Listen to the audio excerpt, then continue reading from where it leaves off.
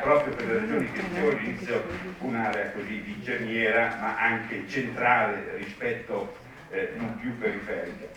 Al di là di questo, e mi fermo qui con queste brevi considerazioni che mi permetterete, diciamo, io saluto di nuovo tutti voi, apprezzo naturalmente tutte le attività, gli sforzi, le cose che vengono fatte dalle sezioni. Io conosco quella del Comerico particolarmente, evidentemente, ma immagino che sia abbastanza semplice e logico estendere questo compiacimento, diciamo, e questo complimento per le diverse attività che sono peraltro documentate anche dal nutrito ordine del giorno sul quale voi oggi vi confronterete.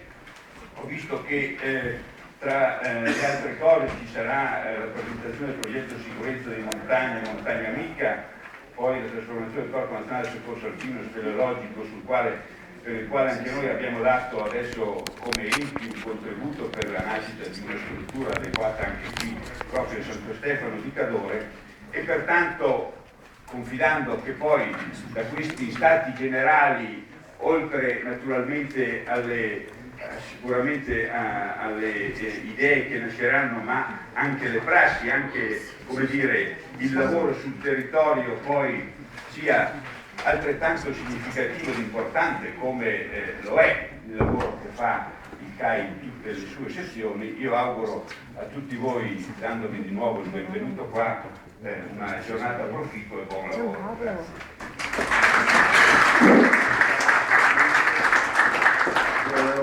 Volevo ringraziare, capiamo molto bene noi che viviamo nelle nostre montagne e lavoriamo con le comunità montane, soprattutto per quanto riguarda la sentieristica, le difficoltà che incontrano. Non per niente cerchiamo di fare le nostre riunioni importanti, di parlare di argomenti di montagna proprio nel territorio del Reguaro. Siamo passati da ovest a est delle piccole Dolomiti alle grandi Dolomiti. I problemi rimangono sempre tali.